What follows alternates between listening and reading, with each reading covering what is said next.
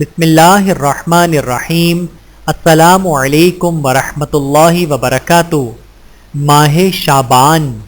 حضرت اسامہ بن زید رضی اللہ تعالی عنہ فرماتے ہیں کہ میں نے رسول اللہ صلی اللہ علیہ وآلہ وسلم سے عرض کیا، یا رسول اللہ، میں نے شعبان سے زیادہ کسی دوسرے مہینے میں آپ کو اتنے اہتمام سے روزے رکھتے ہوئے نہیں دیکھا۔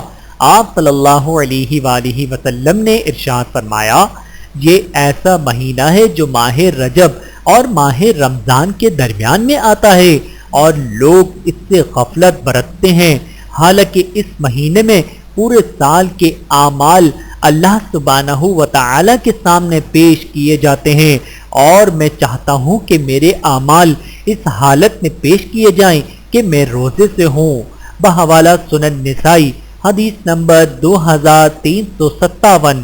اللہ تعالی ہم سب کو احادیث مبارکہ پہ عمل کرنے کی توفیق عطا فرمائے، آمین ثم آمین۔